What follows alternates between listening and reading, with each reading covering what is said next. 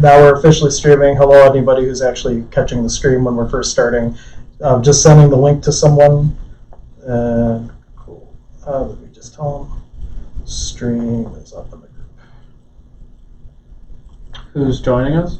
Mike. Oh, he's gonna go from what? Like he's just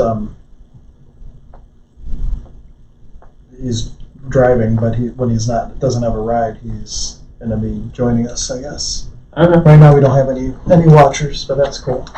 So, what would you like to talk about from CWG? You've read the books? I don't remember. No, I haven't read any books. So, I guess we'll do like universe page asking. Cool. What page calls to you? 184. 184. Usually Scott does the honors. But for Yeah. anybody tuning in, this is the monthly Conversations with God discussion group. We've been meeting for over 10 years now, and just now finally started with the last meeting, streaming the meetings. So you can check them out in the archive. You can type your questions. If you have a question, go ahead and type it into the feed. I'm going to make sure I have my phone set to the group so I can see them when they come through, if anybody joins us that way. Claim Conversations with God. Here we go. And I'll share it to Mike just in case. There we go. Done. And basically this is all about the works of Neale Donald Walsch. He wrote, he's written dozens of books at this point, but the original trilogy series is, the first book is Personal Truths, the second book is Global Truths, and the third book is Universal Truths. And then just recently he wrote a fourth book in the trilogy, so it's no longer a trilogy, called Awaken the Species, which is about humanity stepping into its to more of a highly evolved, a different point of view, basically. More lightness in humanity. We're becoming new beings. We're becoming new beings. Evolution. Click the link, Mike. Click. All right, we got one more. Man, I have all these points of view about being on camera. Who does? Having to put on me. Having to put on my camera, facade. Like, gotta look good for the camera. I can't tell who. Okay, Mike's watching. Some people are watching. Maybe one of them is me. I don't know. But anyway, cool. Well, I'm hoping the battery is telling me the truth here. If we lose you, I'm sorry. I should have charged the battery, but we'll see how far we got. So we're just going to kind of jump around and read some random places based on your intuition of 188. 184. Oh, 184. We can also read 188. No, 188 didn't have any blue stuff on it. 184 is literally a blank page.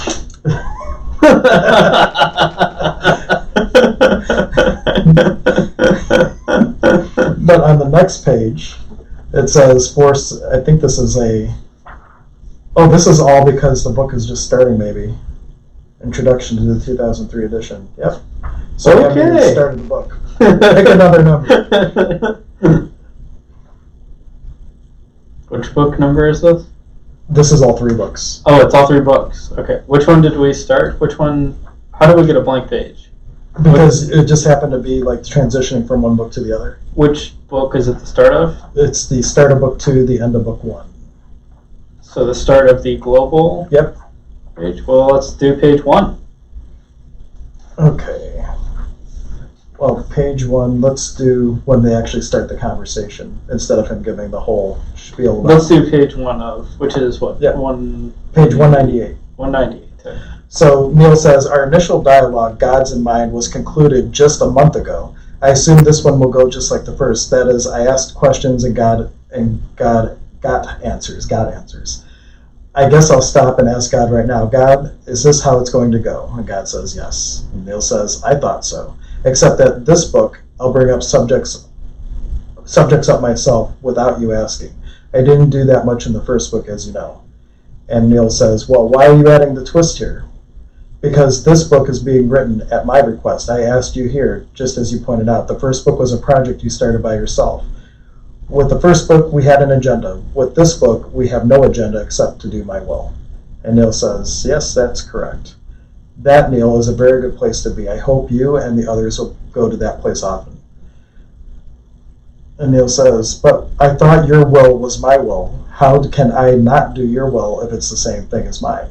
That's an intricate question and not a bad place to start. Not a bad place at all for us to begin this dialogue. Let's go a few paces. Let's go back a few paces. I've never said that my will was your will. And Neil argues, yes, you have. In the last book, you said to me very clearly, your will is my will. Indeed, but that's not the same thing. It's not. You have fooled me. And God says, when I say your will is my will, that is not the same thing as saying my will is your will. If you did my will all the time, there would be nothing more for you to achieve enlightenment. The process would be over. You would be already done. One day of doing nothing but my will would bring you to enlightenment. If you had been doing my will all these years, you have been alive, you would hardly need to be involved with this book right now. So it's clear that you have not been doing my will. In fact, most of the time you don't even know my will. And Neil says, I don't? No, you don't. Then why don't you tell me what that is? Just checking to see. No. Oh, there is a comment. Cool. Oh, Mike just said hi. Hi, Mike. Hey, Mike. If you have any actual questions, you can feel free to type them in or call me in the video chat on the phone. You can call them that way if you want to as well. So, cool. And now I lost my place. Oh, then Neil says, then why don't you tell me what it is?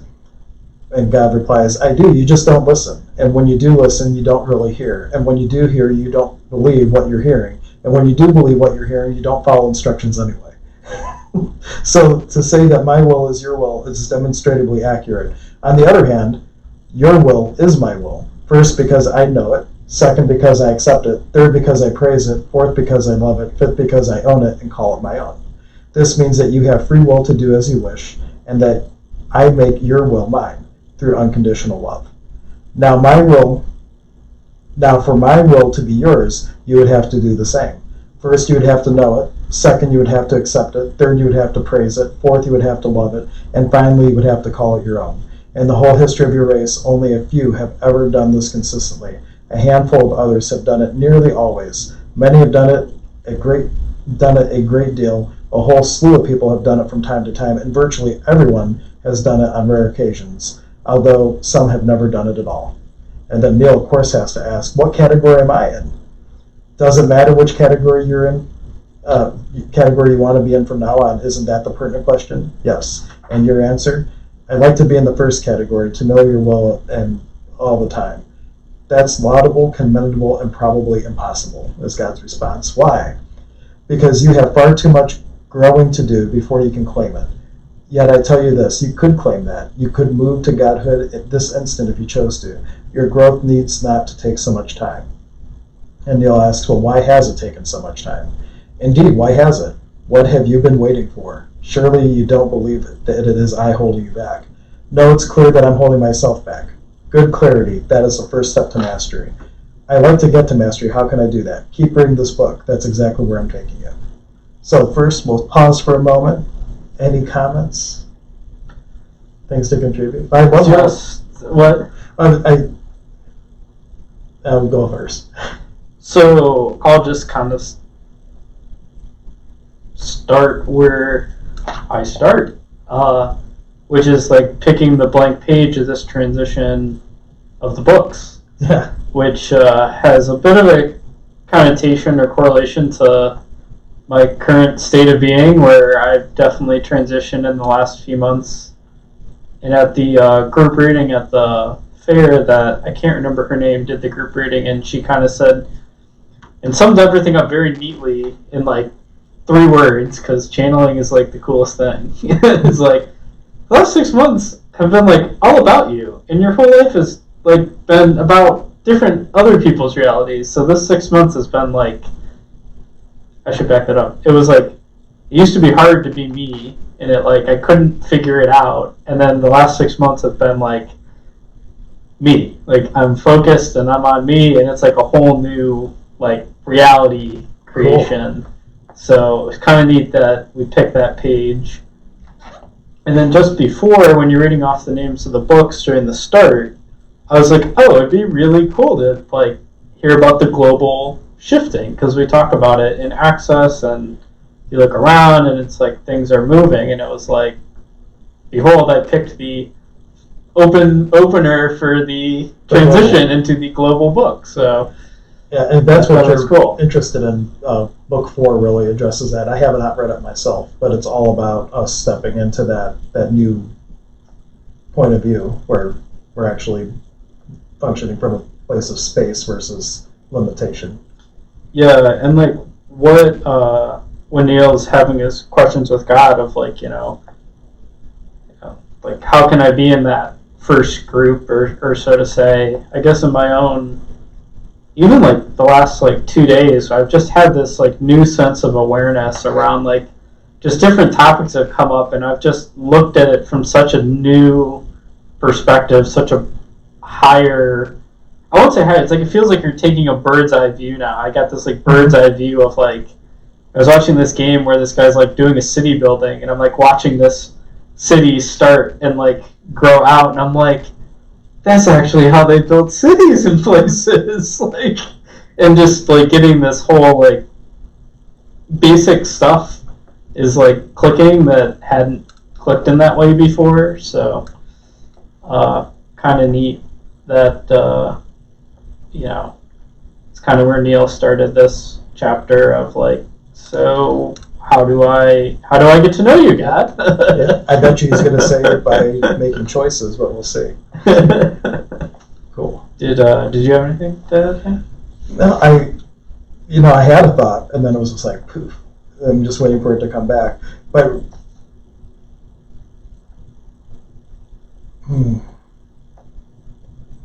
I guess really the thing I take away from it is the importance of trusting yourself when you are getting into that vibe or whatnot, because all the times that you, like how many people are intuitive and slough it off because they can't give themselves credit for being able to be intuitive and know that they know. And when he was talking about you got to own it, and also like even when you do hear it, then sometimes you don't own it then because, I don't believe that. So there's so many places where we can trip ourselves up where if we just trust our knowing and make choices from it, everything would be so much easier. Yeah, and that brought up to me like how many places you've been wrong for going with your knowing. People say you can't know that, you can't do that, right? And all that, and then you end up like with this like idea that you're not going to get to where you need to go. So, yeah. Anything from you, Mike? I know we're probably lagging. No comment. He's at Taco Hell right now. That's good. Been listening. Good. But now you just messaged. Taco Hell, does that mean you're on the toilet or are you actually at a restaurant? I don't know. You might be picking somebody up from there. I don't think Mike would eat from there, but I don't know. No judgment, Mike. If that's what you're eating, that's cool.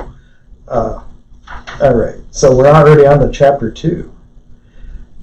That was a quick first chapter. So Neil says, I'm not sure where this book is going. I'm not sure where to begin. And God just says, let's take time. How much time do we need to take? It's already been 5 months to get from the first chapter to this. So apparently it took him 5 months to go from here to here. That's funny. I know that people read this and that it's all put down in one even uninterrupted flow. They don't realize that 20 weeks separated the 32nd and 33rd paragraph of this book. They don't understand that sometimes the moments of inspiration are a year, half a year apart. How much time do we need to take? And God says, that's not what I meant. I mean, let's take time as our first subject or as a place to begin. Oh, okay. But while we're on the subject, why does it take months to sometimes complete my simple paragraph? Why are you so long between visits? My dear and wonderful son, I am not long between visits. I am never not with you.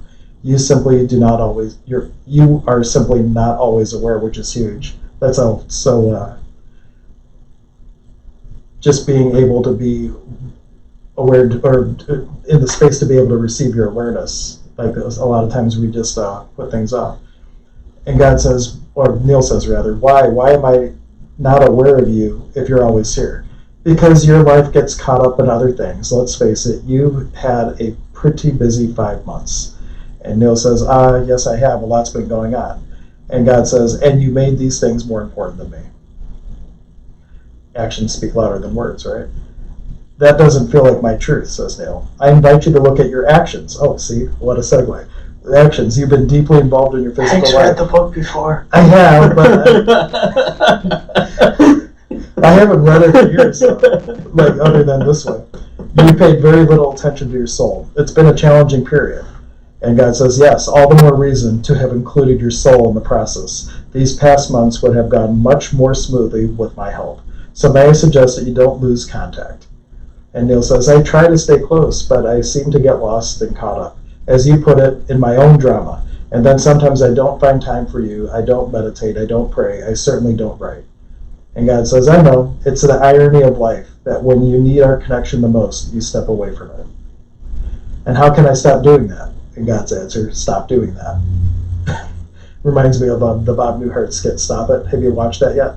Yeah, because you showed it to us. Oh, good. Yeah. I think at the last Conversation with God meeting. Did we? Cool. I think. I would show it again, but it's probably copyright and I'll get in trouble or something. Yeah. But well, that was relevant for me right now, where I've definitely gotten into that, or use those pretty much same words. Like, well, to go where I want to go, I have to do what I say I would like to do. Like, right. You know. For anyone watching the stream, there's a skit from Bob Newhart called "Stop It," and if you Google it on YouTube, you can watch it. And basically, a lot of the problems that we have are as simple as just stopping the action, to stop making a choice to not be whatever it was we were before. Stop it. So it's a little bit more comical, but a lot of change is that easy if we could just make a choice to do something different. So that's been really relevant for you. That's good. Yeah, I mean, I guess more, just a big thing over the last week or two. Cool. And then Neil says, but that's just what I said, but how? And then God says, you stop doing that by stopping doing that. And Neil says, it's not that simple. And God says, it is that simple. And Neil says, I wish it were. And God says, then it really will be, because your wish is my command. Remember, my cherished one, your desires are my desires, your will is my will. And Neil says, okay, then I wish for this book to be finished by March. It's October now. I wish for no more 5-month gaps in the material coming. So will it be. Good, unless it's not. Oh man, do we have to play these games? And God says, no, but so far that's how you decided to live your life. You keep changing your mind.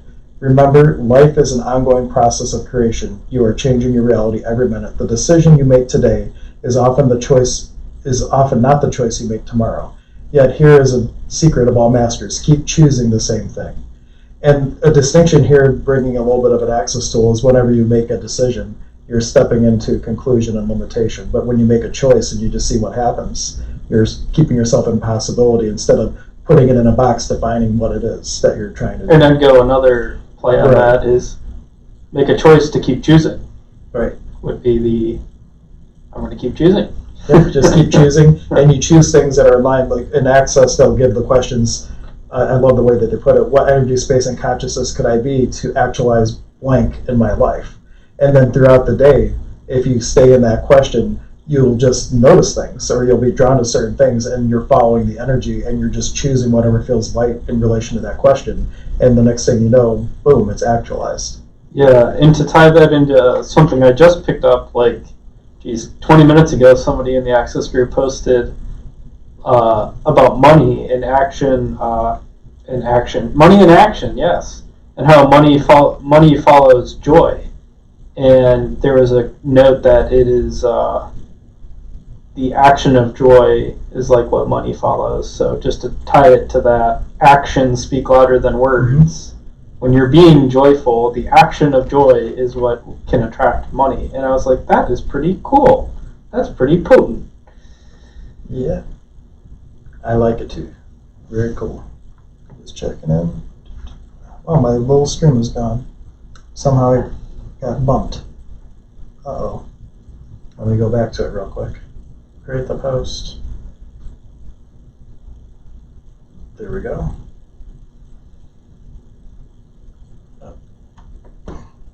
Max chatting with us. He wasn't eating a Taco Bell. It was a delivery for food. So, funny. Okay, where were we?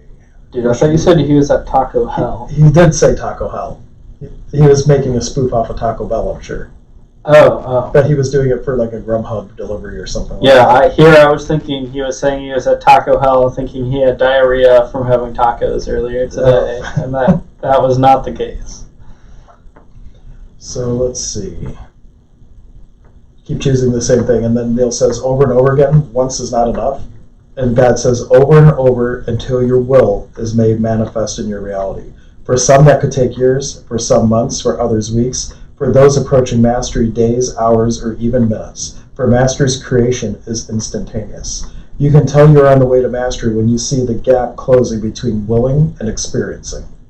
And Neil says, you said the decision you make today is often not the choice you make tomorrow. So what? Are you saying you should never indulge in a change of mind? And God replies, change your mind all you want. Yet remember that with each change of mind comes a change in the direction of the whole universe. When you make up your mind about something, you set the universe into motion. Forces beyond your ability to comprehend, far more subtle and complex than you could imagine, are engaged in the process, the intricate dynamics of what you are only now just beginning to understand. These forces and this process are all part of the extraordinary web of interactive energies which comprise of the entirety of existence, which you call life itself. They are in essence me. And Neil says, so when I change my mind, I'm making it difficult for you, that is. And God says, nothing is difficult for me, but you might be making things more difficult for yourself. Therefore, be of one mind and of a single purpose about a thing, and don't take your mind off it until you have produced it in reality. Keep focused, stay centered. This is what is meant by being single-minded. If you choose something, choose it with all your might, all your heart. Don't be faint-hearted. Keep going, keep moving towards it, be determined. Don't take no for an answer, Neil says. And God says, exactly.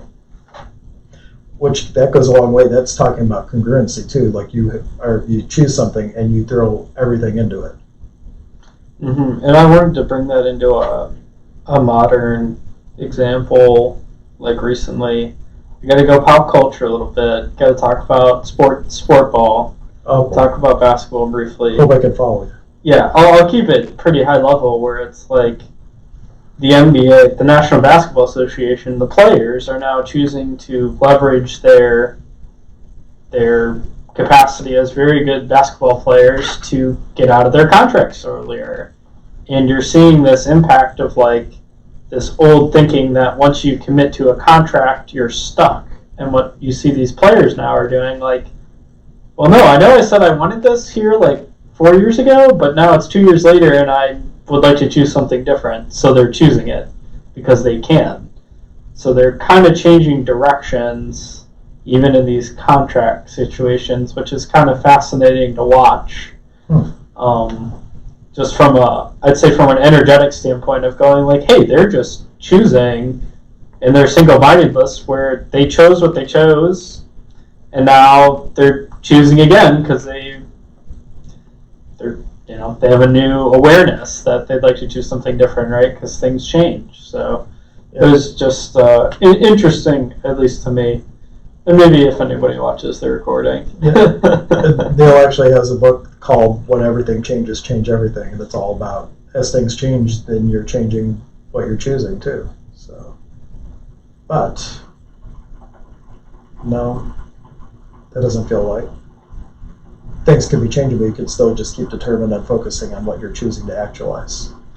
Yeah, I get the sense that it's like when you... Or maybe your choices aren't finite. Like in Joy of Business, it talks about you have targets and things. So as things are changing around you, it's not that you're changing what you're choosing to actualize, but you might be changing your targets of how to bring it to being based on what's going on around. Or your target just changes. Well, I guess that's kind of what you're saying. Yeah. But it's like maybe the like what you're going for completely changes. Maybe you started, I want to start a banana growing business, and all of a sudden it's like, no, I want to do a banana like marketing business, or it has nothing to do with bananas. Possibly. Right, and that's what you go towards now. Enjoy Business gives the example: you keep planting orange trees and you keep getting lemon trees, and at some point maybe you just change and be in the lemonade business instead of the orange juice business because of what's happening in your immediate reality. Yeah, you just keep choosing. It's awesome. Like, okay, well, this is it then. I guess. Yeah, I'm in business, but now the whole structure of it might be a little bit different. Or to your point, the marketing. Oh, my inspiration was bananas, but it's not to sell bananas. It's to have this marketing company. Yeah. Chiquita. Right. Chiquita? The Chiquita Bananas. Chiquita Bananas? Okay. I don't know. It seems like marketing to me. Cool. Anything else on that? No, not really for me. I keep losing my spot. That's okay. I think that I just flipped the page. Exactly, yep. And Neil says, but what if no is the right answer? What if we want? What if what we want is not for us, not for our own good, not in our best interest? Then you won't give it to us, right? And God says, wrong. I will give you whatever you call forth, whether it is good for you or bad for you. And I'm doing the air quotes because that's how they have it. Have you looked at your life lately? And Neil says, but I've been taught that we can't always have what we desire, that God won't give it to us if it's not for our highest good. And God says, that's something people tell you when they want you not to be disappointed with a particular outcome. First of all, let's move back to clarity about our relationship. I don't give you anything. You call it forth. Book 1 explains exactly how you do this in considerable detail. Secondly, I don't make a judgment about what you call forth. I don't call a thing good or bad. You too would do well not to do so. You have a creative being made in the image and likeness of God. You can have whatever you choose, but you may not have anything you want. In fact, you'll never get anything you want if you want it badly enough. And Neil says, I know you explained that in book 1. You said that the act of wanting a thing pushes it away from us. And God says, yes. Do you remember why? And Neil says, because thoughts are creative, and the thought of wanting a thing is a statement to the universe, a declaration of truth, which the universe then produces in my reality.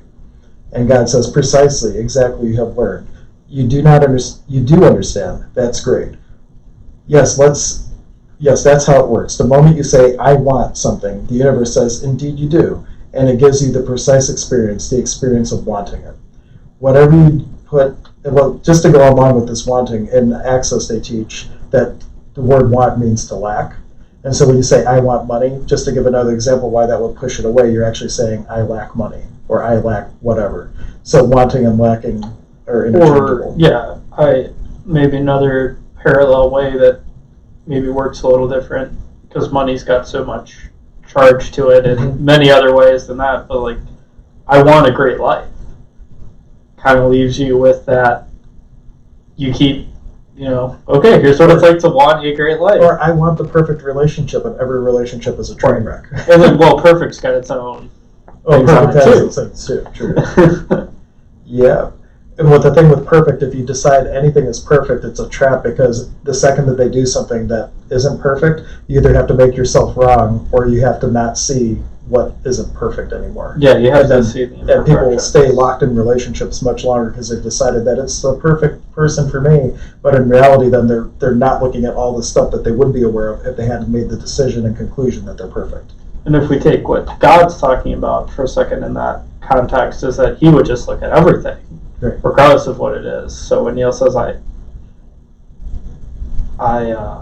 was going to tie it to Neil. But it's like when you're saying that I want to see perfect, you're basically admitting that you don't want to see the whole picture. So it's kind of like if you're trying to be like expansive and more, the idea of perfection actually can shrink your bubble rather than expand it. Right.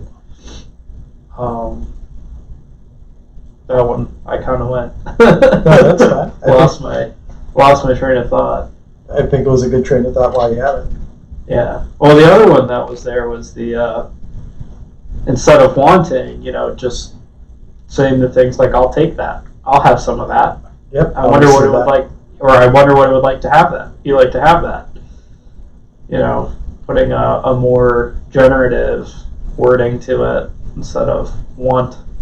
Right. And one of the tools that they use in other modalities is that whatever you are choosing to actualize, I'm picking my words very carefully, you put yourself in the space imagining what it would be like having that in your life and being that right now. And with that energy that you bring, that on the realm of the absolute, like attracts like. And if you can put yourself in the space of what that feels like to be abundant or have that perfect relationship, it helps to actualize it. Mm-hmm. So everybody out there, get your Abraham Hicks tapes out, Law of Attraction. Yeah, that's Law of Attraction. But it's also like the greatest truths in the universe are often paradoxes. Birds of a feather flock together. That's an absolute truth. Opposites attract is a duality truth. So if you're functioning from and everywhere you bought into the idea that paradoxes can't be real. Bach and Bach. That's why there's so much like apparent controversy with universal truths. Is because if this is true, how could this be true? But they're both true, but just from different points of view. Yeah, one of my favorites is in a book called Stranger in a Strange Land. I recommended it to Hank. Yes, and, I haven't read it yet. Towards the end of the book, the grandfather of the group, I don't want to explain the whole story, but there's basically two little newborn babies, and he says to both of them equally, that they're both the most beautiful baby in the world, and it's just a fact because it's a higher truth.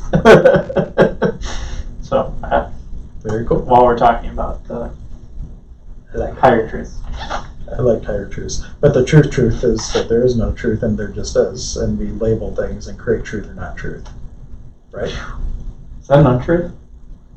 The only truth thing would be like what feels light for me or heavy for me. But the actual truth is the universe will give you whatever it is that you choose, and it's us labeling things as good or bad, right or wrong, that causes it to be not actualizing the way that we really are wanting it, desiring it. That feels like a tongue twister. Well, it's not that it's a tongue twister. I get the sense, at least for me, and one of the things I've been asking to get some more clarity on is it almost starts to become like this, like non-existence concept of like if you keep choosing what's light, like what happens? Do you just vanish? Like when you become part of the oneness, like do you just float away? Like do you stop having a consciousness, or do you just like in this, when you become one with God? Maybe that's why I don't have the goal to become one with God. Maybe. I mean, I'd love to hear. There's references in a lot of different texts of being in the world but not of it. And like the Buddhist saying, walk up the mountain and down the mountain, like into oneness and then back out. But what if you could just have a foot in both worlds all the time? And like there's a transcendental meditation where there's all these sutras that you're doing distinction between transcendence and inner light, or no, this distinction between transcendence and intuition, transcendence and intelligence, and there's a couple others. And the idea is so you can become so aware of that fine line between going into that oneness and still being of this world, so you can function right on that tightrope. Yeah, and what that brought up was the idea of like living and like life. Like, what are we doing on the planet? Like, why did we choose to come to the planet if we're going to have a physical form? What is it that we're here to experience? And I was playing with the energy of, what is living for me? What is life? What is it? And that brought up just kind of this large wave of energy just now, where it was like there was this resonance there that, it's cool. Very cool. So another viewer pop in. If you have any questions or want to contribute, you can add into the text. Or if you look me up on Facebook, Hank Setela, you can send me a video message and we can show you on the camera and you can be here with us if you like. Or if you're close to North Olmsted, get your button gear and come over to the Holistic Health and Healing Center. Shameless plug. All right. So next, anything else before I move on? No, I think that came up with quite a few things. Yeah, very cool. So, Neil says, so tell me again, why does it take so much time for me to create the reality I choose? And, we already talked about that, changing mind. So let me see if I understand. I shouldn't try to figure out what's best for me. And God replies, best is a relative term, depending on 100 variables that make choices very difficult. There should only be one consideration when making any decision. Is this a statement of who I am? Is this an announcement of who I choose to be? All of life should be such an announcement. In fact, all of life is. You can allow that announcement to be made by chance or by choice. A life lived by choice is a life of conscious action. A life lived by chance is a life of unconscious reaction. Reaction is just that, an action you have taken before. When you react, what you do is assess the incoming data, search your memory bank for the same or nearly the same experience, and act the way you did before. This is all the work of the mind, not of your soul. Your soul will have you search its memory to see how you might create a truly genuine experience of you in the now moment. This is the experience of soul searching, of which you have heard so often, but you have to be literally out of your mind to do it. When you spend your time trying to figure out what's best for you, you are doing just that, spending your time. Better to save your time than to spend it wastefully. It is a great time saver to be out of your mind. Decisions are reached quickly, choices are activated rapidly, because your soul creates out of the perfect experience only without review, analysis, and criticism of past encounters. Remember this, the soul creates, the mind reacts. The soul knows in its wisdom that the experience that you are having in this moment is an experience sent to you by God before you have had any conscious awareness of it. That is what is meant by a present experience. It's already on the way to you, even as you are seeking it. Even before you ask it, I have answered you. Every now moment is a glorious gift from God. That's why it is called the present or present. The soul intuitively seeks the perfect set of circumstances and situation now needed to heal the wrong thought and bring you the right experience of who you really are. It is the soul's desire to bring you back to God, to bring you home to me. It is the soul's intention to know itself experientially and thus to know me. For the soul understands that you and I are one, even as the mind denies the truth and the body acts out the denial.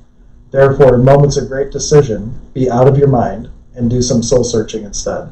The soul understands what the mind cannot conceive. If you spent your time trying to figure out what's best for you, your choices will be cautious, your decisions will take forever, and your journey will be launched in a sea of expectations. Ooh, I like that. If you are not careful, you will drown in your expectations.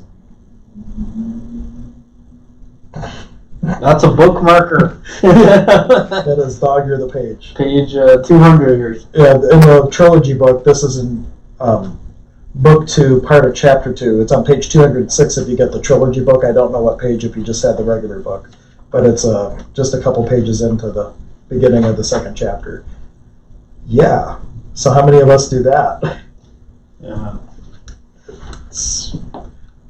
I love the part about reacting and reacting versus, I call it reacting and responding. Like, I never paralleled it before to the mind. Mm-hmm. It's all a mind game when you're reacting, because you're making a decision based on past data versus the soul actually getting congruent with what you're choosing. And there's a couple ones that kind of hit, I know, pretty close to access language, which was what was it where you keep choosing?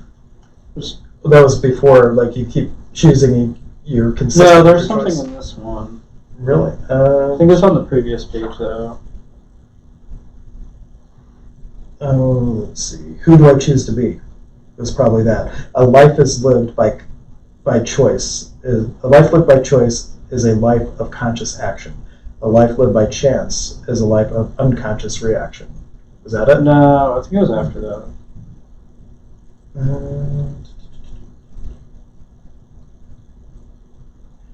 It is a great time saver to be out of your mind. Decisions reached quickly, choices are activated rapidly because your soul creates out of a present experience only, without review, analysis, and criticism of past encounters. Yeah, it was kind of the way all that tied together. I just had this very clear visual of Simone Milasas talking about just like choosing and keep creating. Just that choice, continuous choice, keeps you in a new state of consciousness instead of like, I totally got like that explanation where it's like when you get into your head, it's like there's too much information to make a choice. So analysis by paralysis. Like, Yeah. there's so much information I can't choose. Right. And if you are looking at an access tool for choosing, is just to put out whatever it is you're considering, and you just get a feeling of it. And it says in Neil's work too, like feeling is the language of the soul. And so when you start to look at how you feel about something, is it light or heavy, just bringing it down to that binary, how does it feel when I'm imagining myself with this choice 5 years down the road, you can kind of get a compass of what feels like to the soul versus getting in your mind and trying to analyze away all the reasons why you shouldn't do it or and all that. Yeah, and a different way to play with that I've played with more recently is just getting the energy of wherever it is you'd like to be, whether or not it's about this choice for a second, and just getting a sense of like, okay, where would I really like to be and how would it feel? And then it's like, is this choice, does this choice, if I go this way, does it, does that feeling get like greater, or does it get shrunk? If it gets shrunk, it's kind of like a dead giveaway that it's like, probably not for me. I can tell you one thing that I'm going to take away from this, like, because with Access, it's always talking, you're making choices, but the whole thing, I'm going to have to refine it where it's like a declaration with each choice. Is this a declaration of who I am? Yeah, oh man, that was such a cool take on that. Yeah, because how many times are we making a decision or a choice from ego versus really like with what we're aspiring to become? Is this a choice of what I'm choosing to be? That's like huge. Yeah, and actually I think that did hit kind of the point I was attempting to make with getting that energy of where you'd like to be. I think that's exactly what Neil and God are talking about there, where is this how do they say it? Does this sing me? What does it sing? Yeah. What was the exact declaration of me? Yeah. Is this a declaration of who I choose to be, or something like that? Was it on the next page? Yeah, it might have been. Brutal truth. Or was at the start of that section? True celebration is mine. So I wonder if I got switched up on my pages here by accident. Yeah, is this a statement of who I am? Is this an announcement of who I choose to be? All of life should be such an announcement. In fact, all of life is. You can allow that announcement to be made by chance or by choice. Yeah, that's a cool phrase. I'll read this other part again because it's so important. All life lived by choice is a life of conscious action. All life lived by chance is a life of unconscious reaction. So wake up, wake up, wake up. Out of 5. 1, 2, 3, 4, 5. Wait, is that a good 5? I don't know. I think it's a 10. Okay, so where was I at next?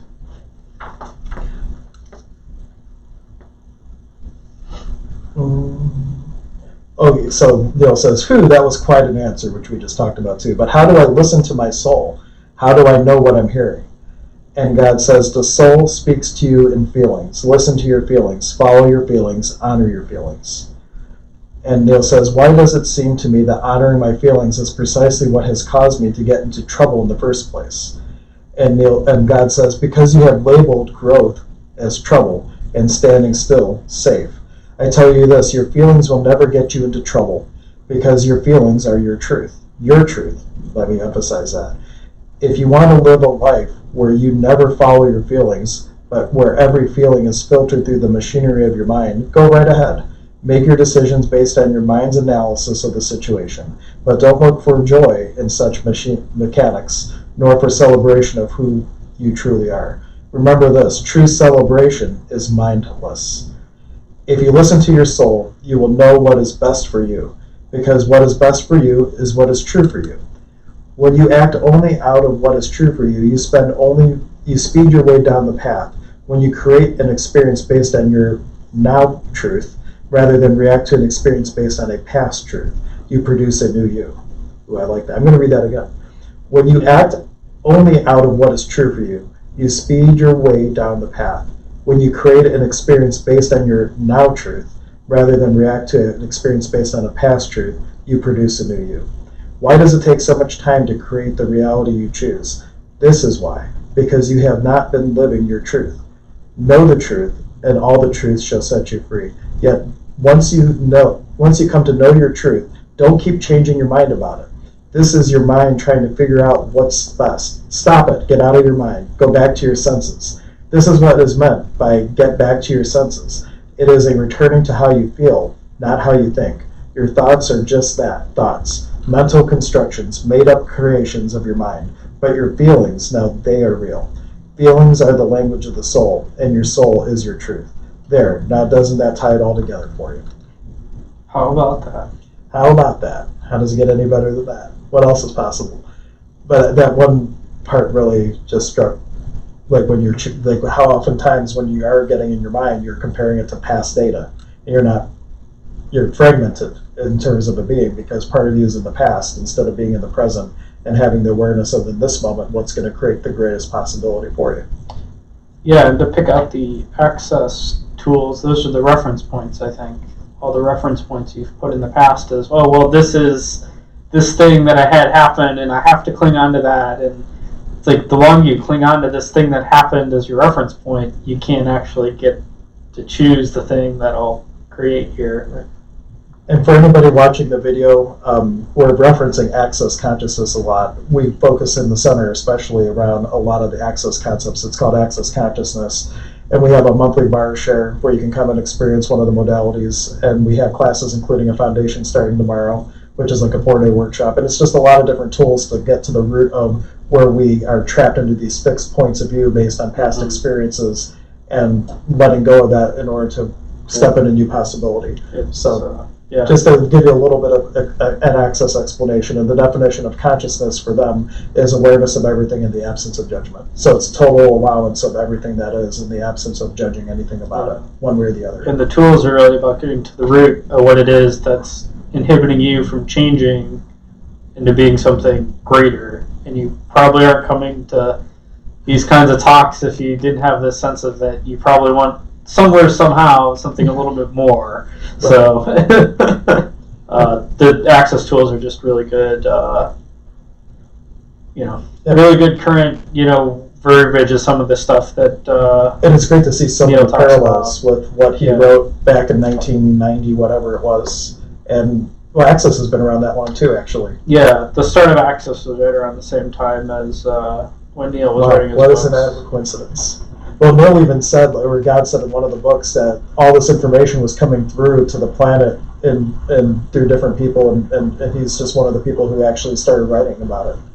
And maybe Gary was picking that same thing up. I don't think you have to be an expert or what do you want to say, a psychic to probably guess that is the... Yeah, probably the case. It's more of a truth, is this true? And it's like, yeah.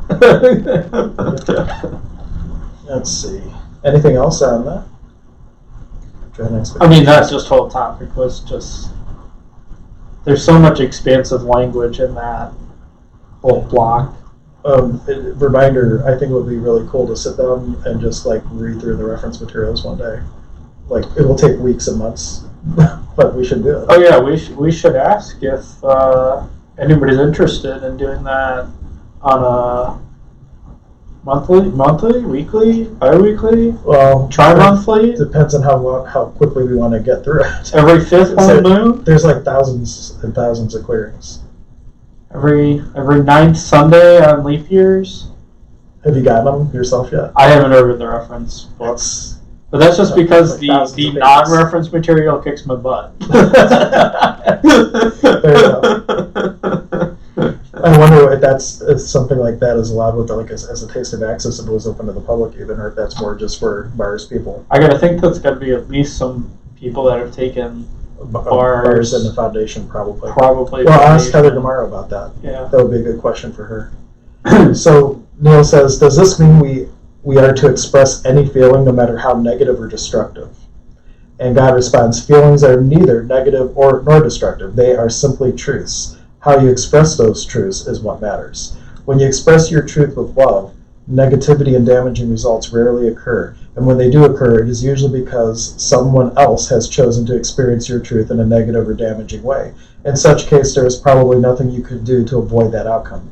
Certainly, failing to express your truth would hardly be appropriate, yet people do this all the time, so afraid that they are to cause or face possible unpleasantness that they hide their truth altogether. Remember this, it is not nearly so important how well a message is received as how well it is sent. You cannot take responsibility for how others, I love this part already, you cannot take responsibility for others, for how well others accept your truth. You can only ensure how well it is communicated. And by how well, I don't mean merely how clearly, I mean how lovingly, how compassionately, how sensitively, how courageously, how competently. This leaves no room for half-truths, the brutal truth, or even the plain truth. It does not mean the truth, the whole truth, and nothing but the truth, so help you God. It is the so help you God part that brings in the godly qualities of love and compassion, for I will help you communicate in this way always, if you will ask me. So yes, express what you call your most negative feelings, but not destructively. Failure to express, and negative is in quotes too, because it's all relative based on our point of view, what's positive and negative. But failure to express, i.e. push out negative feelings, does not make them go away. It keeps them in. Negativity kept in harms the body and burdens the soul. There's a great quote that Neil would often say on the telecall series. I was in a one-year program with him, and he would always say, speak your truth, but soothe your words of peace. Just to kind of get the energy around it's not what you say, but how you say it, and not just what you're not what you're doing when you're saying it, but the whole beingness that you're in with it. So that brings up this. Is very off topic. It's on the energy. I feel like the translation I'd give might be a little. We'll go there if it's coming up. Well, the energy was like if you yell if I yell at Hank here like, you are such a great person, and I hope that you enjoy it, and that intensity of that, and it's like, Hank, you're a terrible person, and I just can't stand to look at you, and you just have this different aura about it. It's like, is it really about the words or is it about the energy? Right. Well, I can relate to that a lot when I go to Germany. My wife is from Germany, and whenever I go and everybody's talking around, like you can just feel the energy behind what people are communicating. Especially, well, in case my wife ever watches this, I won't give any exact examples. But yeah, you can definitely tell the energy behind what people are actually saying. And if you guys are watching, if you have any questions, feel free to make a comment and we'll address it. Actually, I'm just checking, reread, yes. We've got a whole bunch of confirmations from Mike that we're reading some good stuff. Mike, it's always good stuff. Yep. Then we have the one person that just left. Now we're going to talk about the secret of the universe. They just missed it. Okie dokie. Okay. I was going to say, can we hold on a new topic unless you need to go? No. For one. I was just going to take a brief reading break. There's a lot to take from Neil. Yeah. Throw out any topic you like. There's nothing off topic. No, I didn't really have. Is there anybody, like, I know there's only 2 of you watching right now, but if you have something you want us to comment on or talk regarding from a CWG or Access perspective, that would be a great time to message it because Sean can't take my reading anymore. Yeah, Hank's just giving me so much new stuff to process. And everything doesn't allow you to process it all with ease. You need to start and create it.